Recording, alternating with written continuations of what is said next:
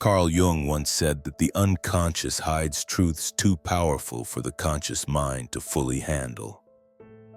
Among those truths lies one of the most mysterious and uncomfortable realities of human nature: sexual attraction. It's not just about desire, it's about shadows, instincts, and the forces within us that we often try to deny. In this video, we will explore the darkest truth about sexual attraction through Jung's lens. What if the very things we suppress, the parts of ourselves we call forbidden or unacceptable, are the same forces that drive our strongest desires? Attraction, then, is not just chemistry, it's a dialogue between the light we show the world and the darkness we keep hidden. I want you to pause and reflect. Have you ever felt drawn to someone for reasons you couldn't explain, almost as if it bypassed logic entirely? Share your thoughts in the comments, because Jung believed these moments reveal the deepest layers of the psyche. This journey won't be comfortable. It will challenge the way you think about desire, morality, and even your own identity. But discomfort is where truth often lives, and only by facing it can we begin to understand why attraction holds so much power over us. So let me ask you, are you ready to uncover the shadow side of attraction? The one Jung warned us about but also urged us to integrate? If you are, stay with me, because the answers may change the way you see yourself forever. Carl Jung believed that every person carries a shadow, the hidden part of the psyche where we bury instincts, impulses, and emotions we don't want to admit. When it comes to sexual attraction, the shadow plays a powerful role. The very things we repress, deny, or call forbidden often become the very things we secretly crave. This is the paradox. What society, culture, or even religion teaches us to suppress does not disappear. It sinks deeper, where it gains energy in the unconscious. And the more we fight it without understanding, the stronger its influence becomes. That's why attraction sometimes feels irrational. It comes from the shadow, not the conscious mind. Have you ever felt drawn to someone in a way that surprised you? Someone who didn't match your type or your values? That pull is often a signal from the shadow. Write in the comments if you've ever experienced that kind of unexpected attraction. You'll see how many others have lived the same conflict. The shadow side of desire is not just about taboo or temptation. It's about integration. Jung taught that ignoring or denying the shadow only gives it more power. But when we acknowledge it, when we face it with honesty, it becomes less dangerous and more enlightening. Attraction, then, can become a teacher instead of a trap. This is why some desires feel heavy, even dark. They are not meant to be blindly acted upon, but to reveal something hidden inside us. Sometimes it's a need for intimacy, sometimes a hunger for power, and sometimes simply the recognition of traits in others that we have buried in ourselves. Ask yourself this: what qualities in others attract you the most, even if you would never admit it publicly? Write them down privately, or if you're brave, share one word in the comments. This practice alone can uncover surprising truths about your shadow. The Stoic approach would be not to fear or deny these desires, but to observe them calmly without letting them control you. By doing so, you reclaim the power that the shadow tries to hold over you. Instead of being enslaved by hidden cravings, you learn from them. In the end, the shadow side of desire is not about shame, it's about self-discovery. When you understand that what you suppress is often what you crave, you begin the journey of integration. And that is the first step in transforming attraction from something that controls you into something that reveals who you truly are. Carl Jung believed that every human psyche carries archetypes, universal patterns of behavior and character that live deep in the collective unconscious. These archetypes shape the way we see the world, the people we are drawn to, and the roles we unconsciously seek to fulfill in relationships. Attraction, then, is not just personal taste, it's archetypal resonance.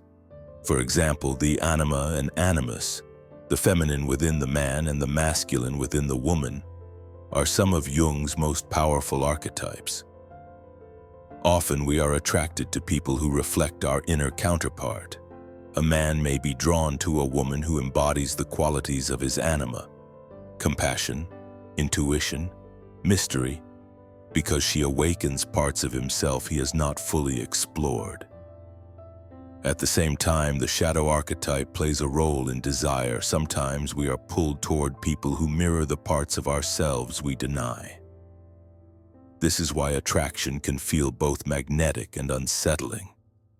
We are not just seeing another person, we are seeing a hidden reflection of ourselves. Think about it.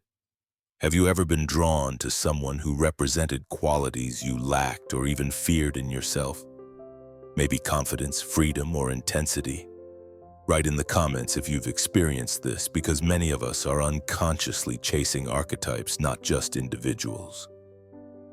Another key Jungian archetype is the hero or protector. Many women are drawn to men who embody strength, courage, and resilience, not simply because of biology, but because these traits symbolize safety and survival in the unconscious. Similarly, men are often drawn to the nurturer or mystic because these figures represent healing and emotional wholeness. From a Stoic lens, the challenge is not to be enslaved by these archetypal pulls, but to recognize them. Awareness allows us to understand why we are drawn to certain people and to make choices based on wisdom, not just unconscious compulsion. In the end, Jung's archetypes remind us that attraction is far deeper than surface beauty. It is the meeting of ancient patterns, a dance of light and shadow, masculine and feminine, protector and nurturer. When you understand these forces, you stop asking, "Why am I drawn to this person?" and start asking, "What part of me are they awakening?" Jung believed that every relationship is a stage where both light and shadow meet.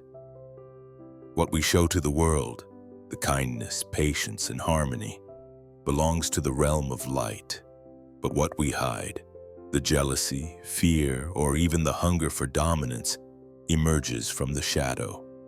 Attraction, then, is never purely light or dark. It is always a dance between the two. In many relationships, this dance begins unconsciously. You may be drawn to someone's light, their compassion, their beauty, their energy, while at the same time being fascinated by their darkness, their mystery, or their intensity. This is why attraction often feels contradictory. We love someone for their gentleness, yet we are also magnetized by their edge. Have you ever been pulled toward a person who made you feel both safe and unsettled at the same time? That is the paradox of human relationships. Write in the comments if you've ever felt this dual attraction, because many people experience it but rarely put it into words. Jung argued that ignoring the shadow within relationships can be dangerous. If you only embrace the light, you risk idealizing the other person, seeing them as perfect and then becoming crushed when their flaws appear. But if you only focus on the shadow, the relationship may turn toxic, built on obsession or power struggles. Balance is essential. From a Stoic perspective, awareness is the key.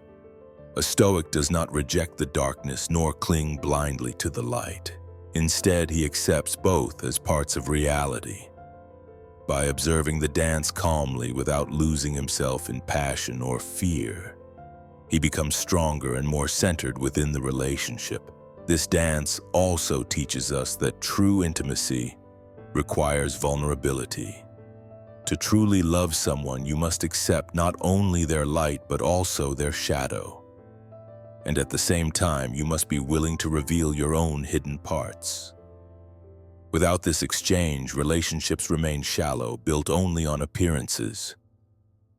In the end, the dance between light and dark is not something to be feared. It is the essence of human connection. Only by embracing both sides can we experience attraction, love, and growth in their fullest form. The light guides us toward harmony, while the dark reminds us of our depth. Together, they create a relationship that is both real and transformative. Carl Jung described projection as one of the most powerful forces in human relationships. It happens when we unconsciously assign our own hidden traits, whether good or bad, onto another person.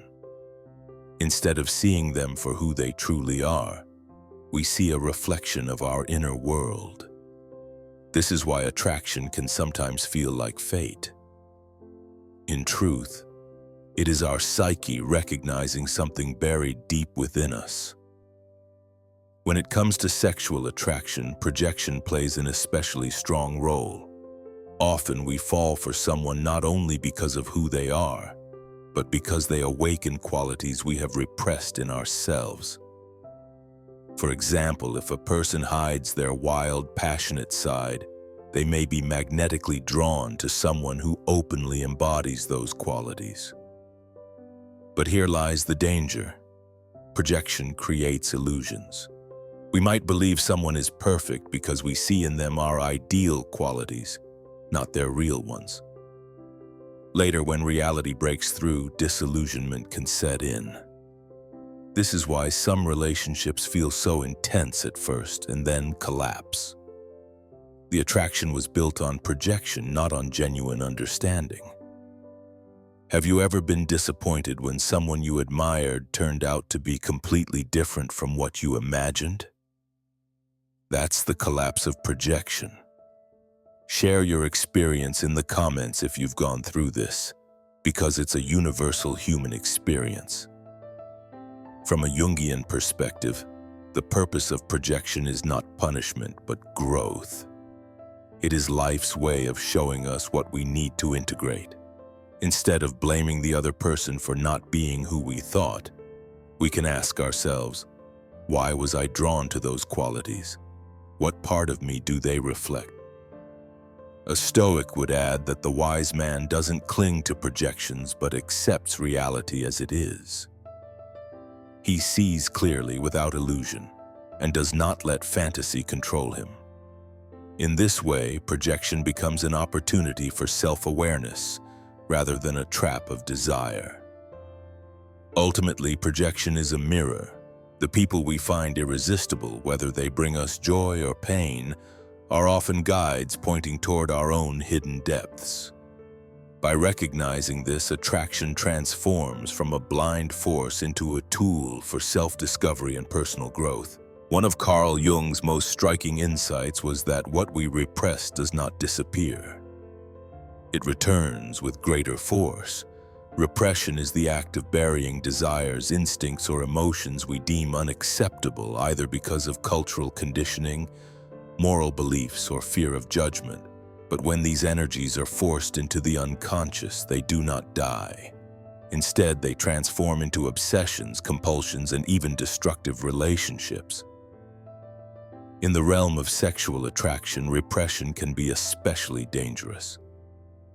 A person who denies their own desires may find themselves consumed by them in unhealthy ways, for instance. Someone who outwardly preaches purity while inwardly battling suppressed urges may secretly become obsessed with those very desires, giving them even more power. Have you noticed how the things people try hardest to deny often end up controlling them? Write in the comments if you've ever seen this pattern, because it's one of the most universal truths of human behavior. The shadow always demands recognition. Repression also distorts attraction. Instead of seeing a potential partner clearly, the repressed individual projects their forbidden longings onto that person, turning them into a symbol of what they lack. This can create obsessive attachments where the person isn't loved for who they are, but for what they represent in the psyche of the other. Jung believed that true growth requires integration, not denial.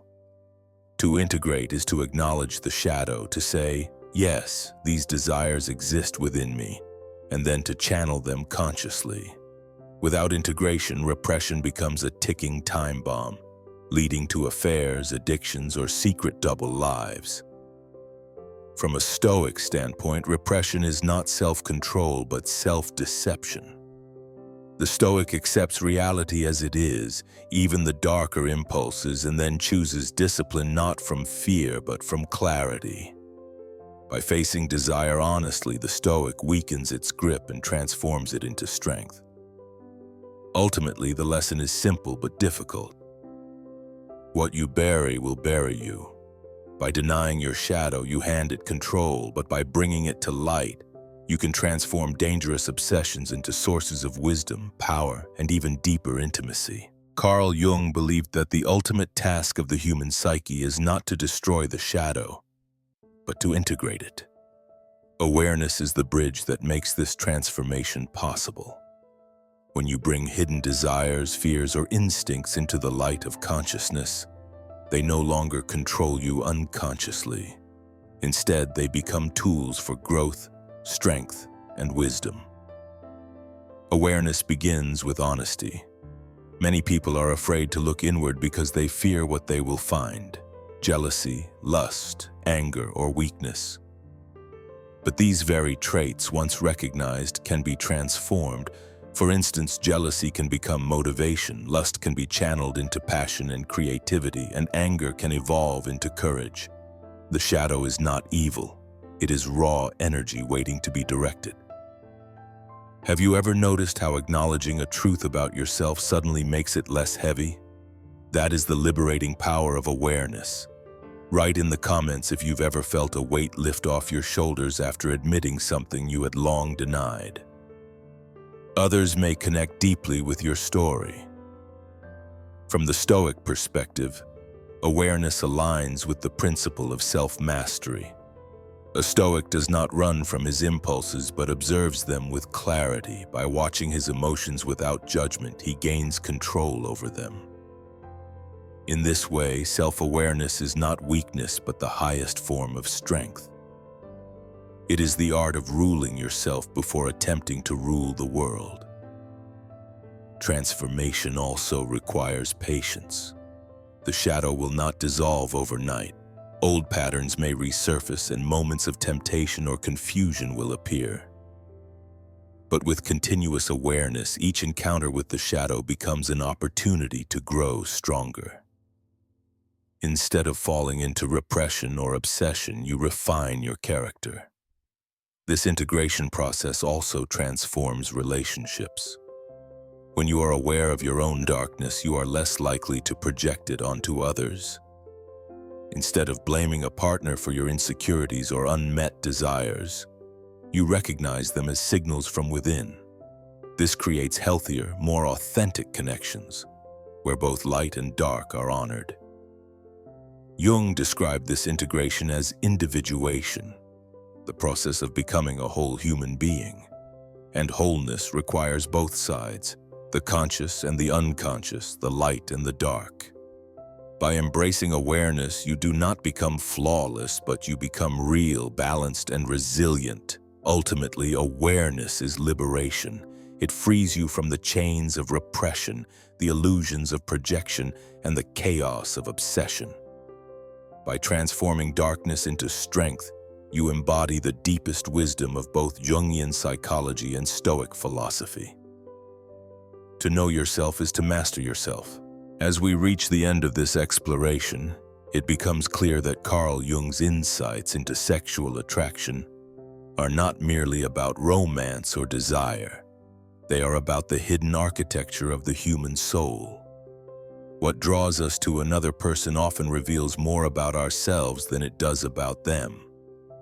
Attraction is a mirror, and in that mirror lies both our shadow and our light. The darkest truth is that repression, denial, and projection can trap us in cycles of obsession and illusion. Yet this same darkness also carries the seed of transformation. By facing our hidden desires with courage, we can liberate ourselves from their unconscious grip and discover new depths of strength. The shadow does not seek to destroy us. It seeks to be acknowledged, to be made whole within us. From a Stoic lens, this awareness becomes the foundation of freedom. True self-mastery is not found in pretending we are pure, but in acknowledging the full spectrum of our humanity. By embracing both our passions and our reason, we live with clarity, balance, and resilience, qualities that bring dignity to our relationships and peace to our inner world. So let me ask you, have you ever experienced a moment when a powerful attraction forced you to confront something hidden within yourself? Share your reflections in the comments. Your story might resonate with someone else who is searching for answers. Finally, remember that the journey of self-discovery is lifelong. By uniting light and dark, conscious and unconscious, we walk the path toward wholeness. This is the wisdom Jung left us with. The truth may be dark, but within that darkness is the power to transform.